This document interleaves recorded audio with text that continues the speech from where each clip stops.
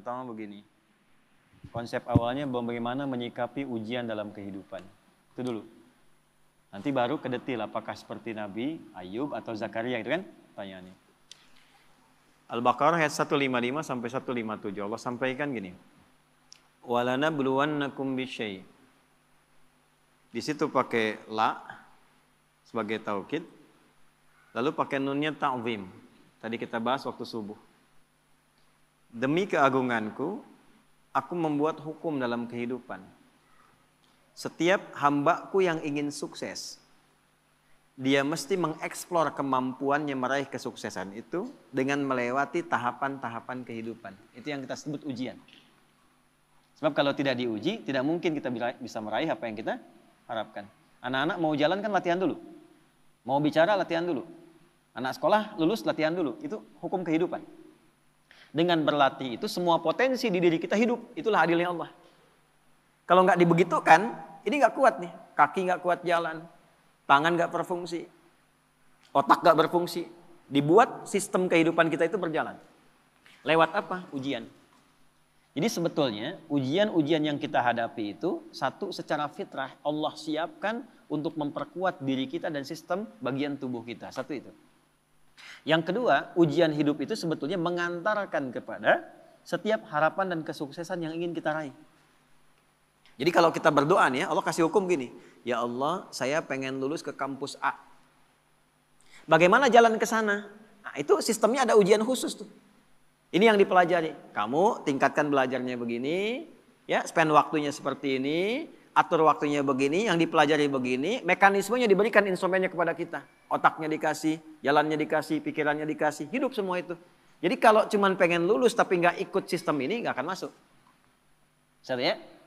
Nanti sama semuanya. Yang pengen pintar ada jalannya, yang pengen kerja ada, yang pengen sukses ada. Dibuat sistem seperti itu sehingga sibgoh kehidupan dunia kita untuk tatanan kehidupan ini semua hidup. Ya, ide muncul, pembangunan muncul, kreativitas muncul. Maka Allah sampaikan, walanabluwannakum bisyai'. Semua orang yang hidup, yang ingin mengharapkan sukses, ingin berhasil, pasti akan melampaui dan melewati ujian-ujian dalam kehidupan. Contohnya apa? Kegelisahan. Ju', rasa lapar. Bisa diartikan aset yang berkurang. Ya, naik turun dalam kehidupan. Kemudian naqsi minal amwal, yang tadinya naik, matang, turun. Ya, itu diuji itu supaya apa? Ada dua tuh. Ya, satu supaya kemampuan potensi kita itu hidup lagi.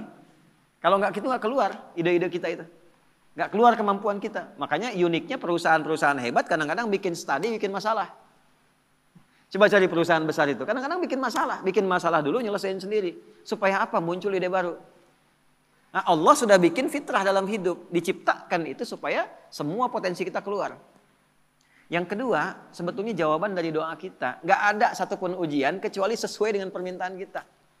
Itu adilnya Allah. La yukallifullahu nafsan illa usaha. Allah gak mungkin nguji kecuali sesuai kemampuan yang jadi kebutuhan kita.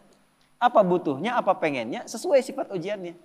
Jadi kalau Anda sekarang mengalami masalah, sebetulnya masalah itu disiapkan oleh Allah untuk mewujudkan doa-doa kita. Harapannya pengen apa, ini ujiannya.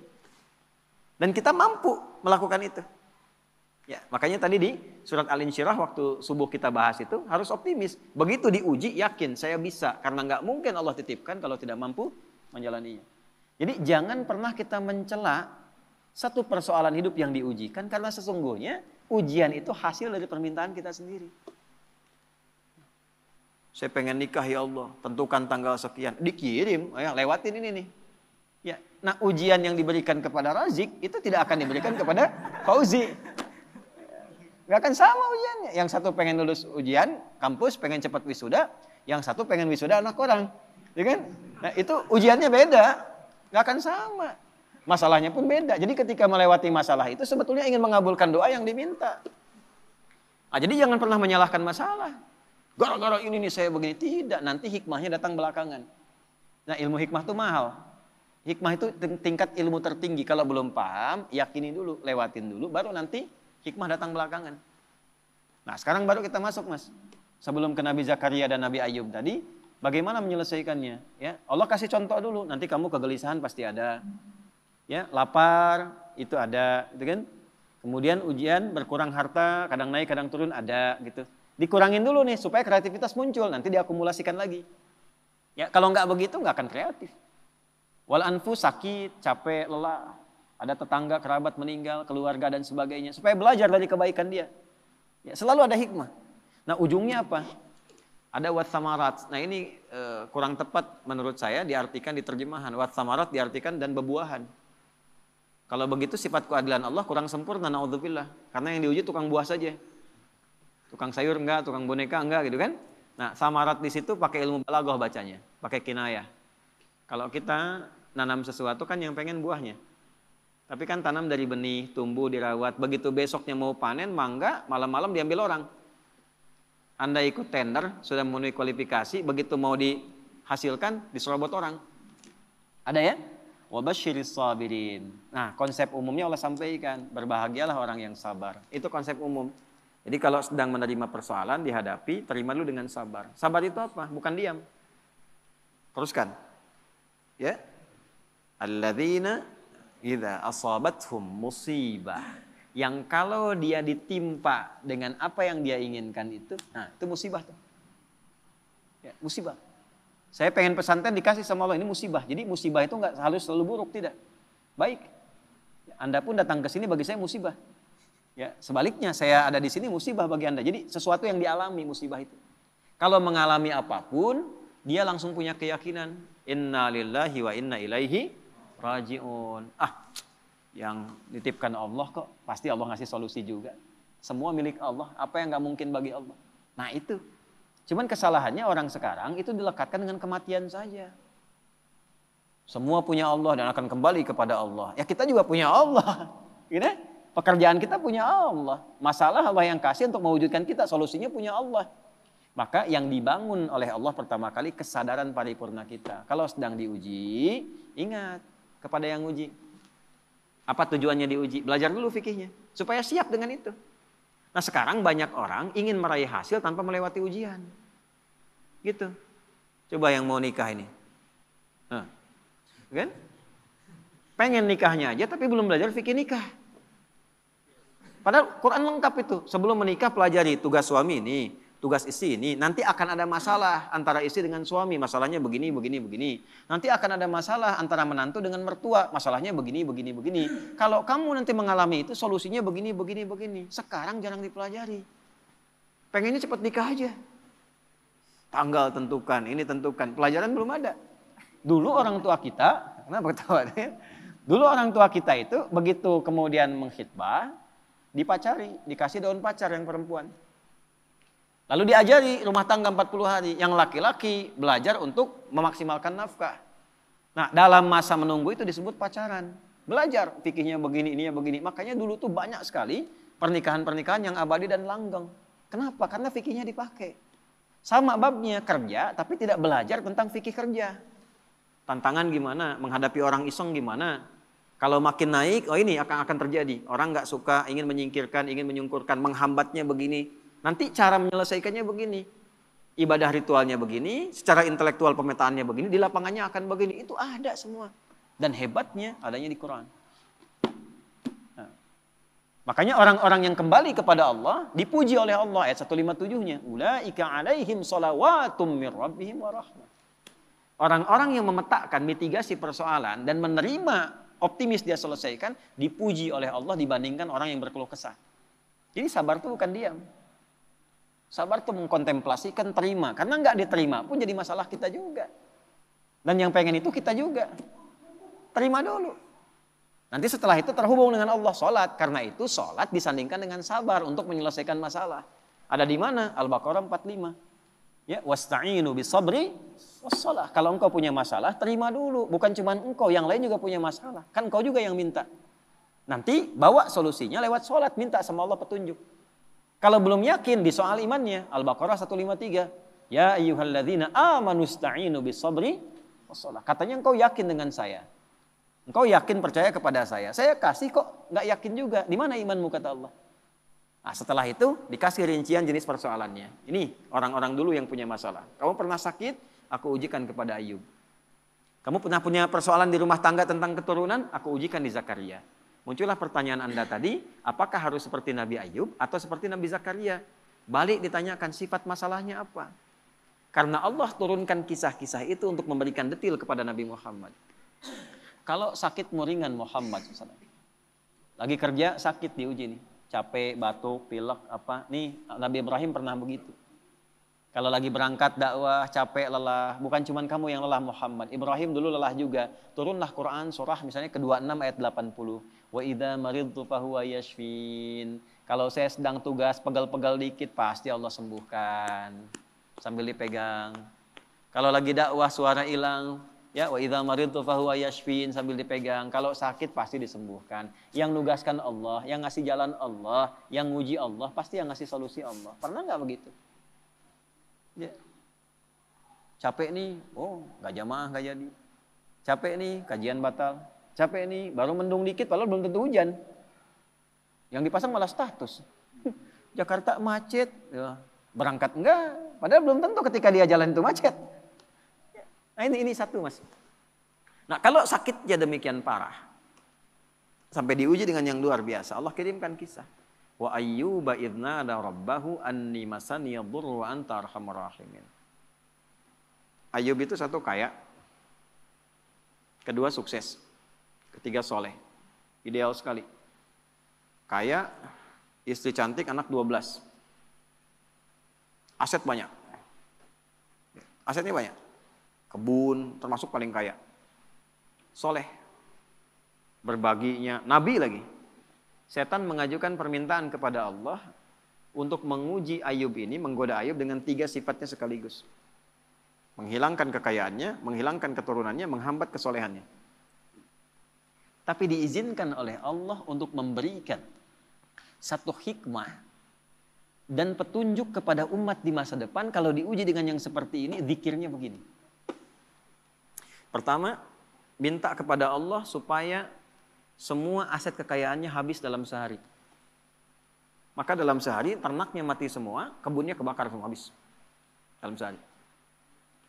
Setan melakukan itu, menduga Ayub akan putus asa, mengeluh kepada Allah. Yang terjadi justru ibadahnya naik 2 kali lipat.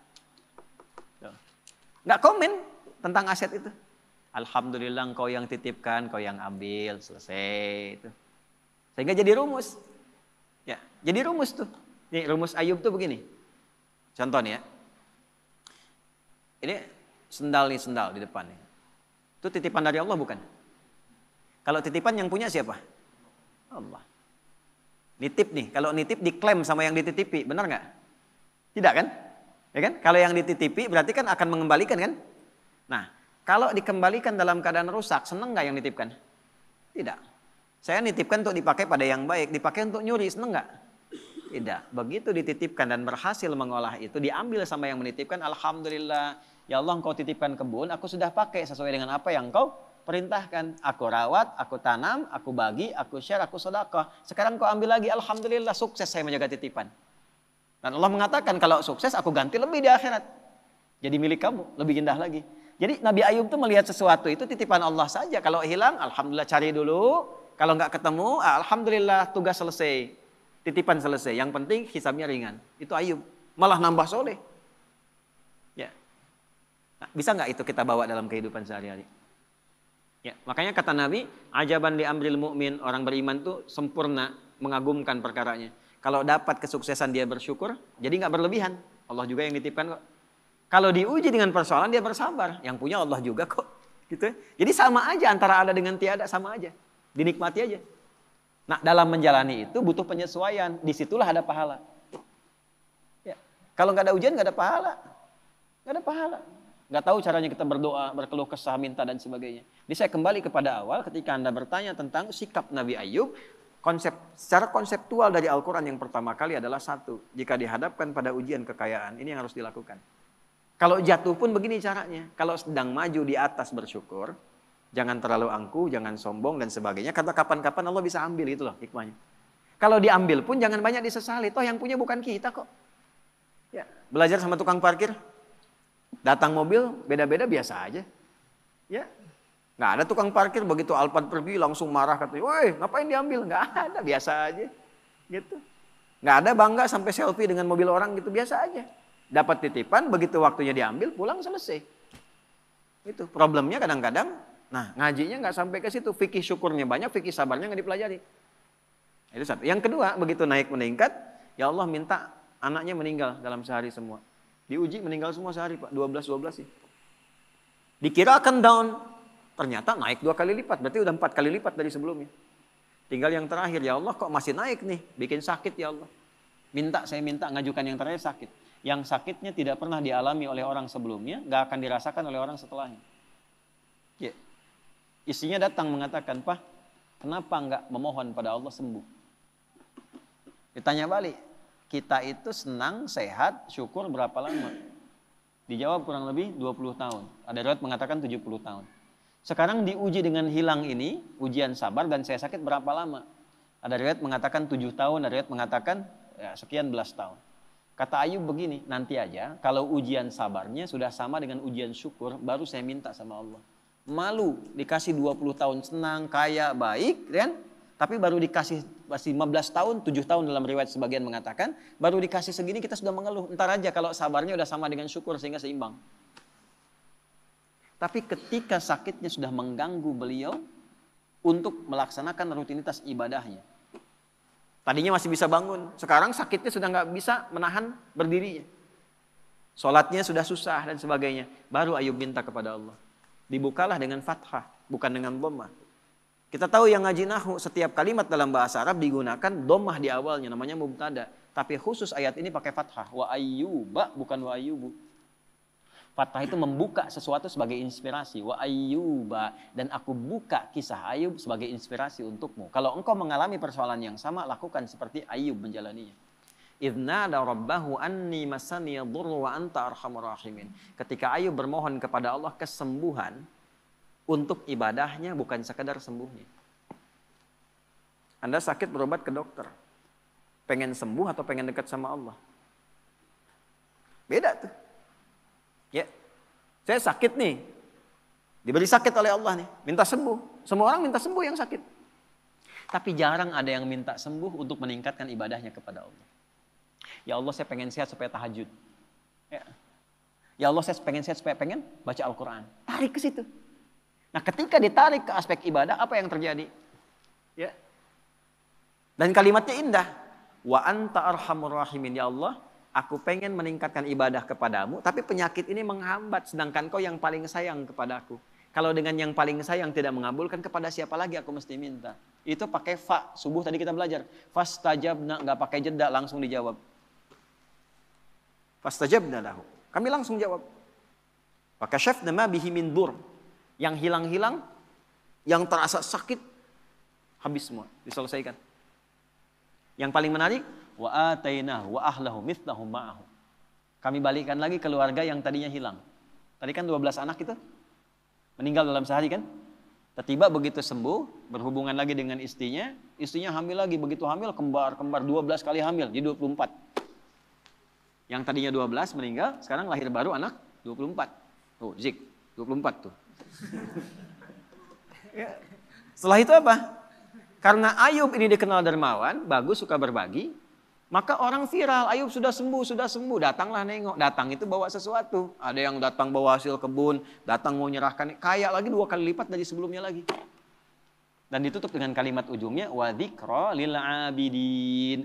Kami tidak khususkan ini untuk Ayub, tapi bagi setiap hamba kamu yang punya persoalan serupa, lakukan zikirnya Ayub. Ujiannya apa? Sakit. Ujian harta.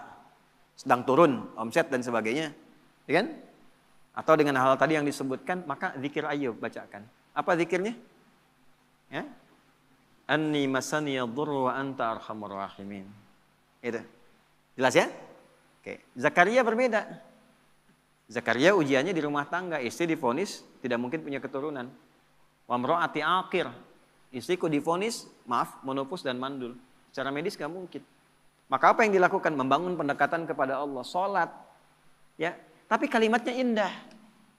Rabbi la tadharni fardan wa anta khairul warithin. Ya Allah, jangan biarkan aku sendiri untuk memperjuangkan risalah dakwah ini. Aku pengen ada penerus, aku pengen punya keturunan. Itu bukan sekedar punya anak ya Allah. Supaya ada legasi dakwahku yang diteruskan oleh anak-anakku. Gak berhenti memperbaiki masyarakat itu. Ya itu kuncinya. Kalau cuma pengen punya keturunan, yang lain minta banyak. Tarik ke unsur ibadah. Tarik. Engkau yang paling sayang padaku ya Allah. Aku tidak putus berdoa kepadamu. Dari mulai aku kuat sampai fisikku letih, sampai rambutku memutih. Ada orang minta di depan 5 menit tuh.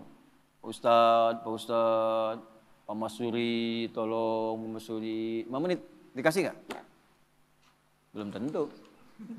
Tapi 24 jam di depan, tangannya begini, Pak Masuri gitu, tolong 24 jam. Dikasih nggak? Keterlaluan kalau nggak ngasih. Ya kan? Allah punya sifat Rahman dan Rahim. Ini ada hamba minta begini, ya Allah, dari mulai rambutku menghitam sampai memutih, fisikku kuat sampai letih, aku tetap yakin bahwa Engkau akan mengabulkan doaku. Aku tidak minta banyak ya Allah, aku minta keturunan supaya bisa meneruskan dakwah bagi orang-orang untuk bisa menyembahmu. Langsung jawabannya sama dengan yang tadi Ayub, fastajabna. Gitu. Tapi isiannya apa?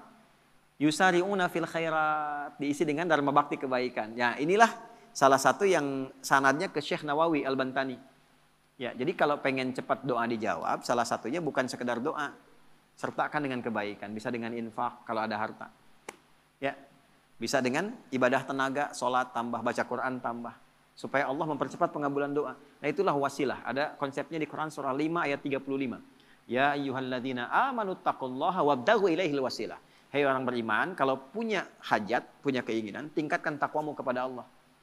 Dan jadikan takwa itu sebagai wasilah. Bentuknya apa? Takwa dengan tenaga, amal solehnya, sholat. Kan nggak bayar sholat. Kan? Takwa dengan harta, infak, sedekah. Cari anak yatim, cari penghafal Quran, ya, cari janda-janda dan sebagainya misalnya. Yang memang ada tanggungan yang bisa kita bantu.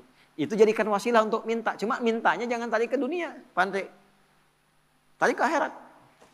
Minta sama Allah, tarik. Gitu. Saya pengen punya ini ya Allah, supaya saya bisa beramal soleh. Nah itu. Jelas ya? Nah jadi sekarang tinggal pilih mas. Nanti indahnya di Quran itu semuanya ada contoh. Nabi Ibrahim ada persoalannya. Nabi Nuh ada persoalan. Semua nabi yang ada di Quran itu semuanya ada hikmahnya. Dan akumulasinya ada pada kehidupan Nabi Muhammad SAW. Maka kesimpulan Quran cuma satu untuk Nabi Muhammad.